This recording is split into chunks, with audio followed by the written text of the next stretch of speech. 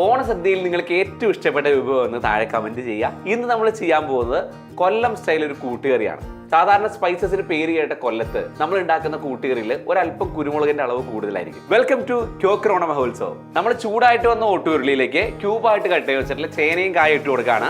അല്പം വെള്ളം ഒഴിച്ചു കൊടുത്തു. അതിലേക്ക് ടേസ്റ്റിനുള്ള ഉപ്പ്, മഞ്ഞൾപ്പൊടി, കാശ്മീരി മുളക് പൊടി, കറിവേപ്പില, അല്പം വെളിച്ചെണ്ണ കൂടി നമ്മൾ തളിച്ചു കൊടുക്കുന്നുണ്ട്. 15 മിനിറ്റോളം പച്ചക്കറി വേവിക്കാനായിട്ട് മാറ്റി വെച്ചു. ഇനി നമ്മൾ മിക്സിയുടെ ജാറിലേക്ക് പച്ചമുളക്, ചെറിയ തേങ്ങ, ജീരകം എല്ലാം ഇട്ട് കൊടുത്ത് അല്പം വെള്ളം കൂടി ഒഴിച്ചു കൊടുത്ത് ഫൈൻ പേസ്റ്റ് ചെയ്തെടുക്കുകയാണ്. നമ്മുടെ പച്ചക്കറി എല്ലാം കുക്കായിട്ട് വന്നു. ഈ സമയത്ത് നമ്മൾ ഇതിലേക്ക് ആദ്യം കടലയാണ് ഇട്ട് കൊടുക്കുന്നത്. നേരത്തെ അരച്ചു വെച്ചിട്ടുള്ള തേങ്ങ അരപ്പൂടി ഇട്ട് കൊടുത്തു.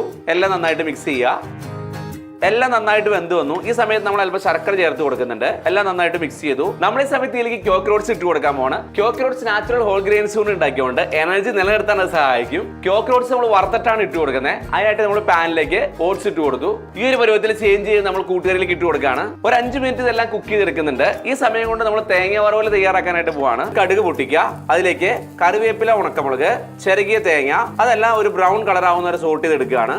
തേങ്ങയെല്ലാം ഈ ഒരു കളറിൽ വറുത്തെടുക്കുക. വറുത്ത് വെച്ച് തേങ്ങ കൂടി ഇട്ട് കൊടുക്കുകയാണ്. അല്പം കുരുമുളക് കൂടി ഇട്ട് കൊടുക്കുന്നുണ്ട്. എല്ലാം നന്നായിട്ട് മിക്സ് ചെയ്തു. അപ്പൊ ഈ ഓണത്തിന് നമ്മുടെ കൂട്ടുകാർക്കായി കൊല്ലം കൂട്ടുകറി. നമ്മുടെ കൂട്ടുകറി റെഡി ആയി കഴിഞ്ഞു.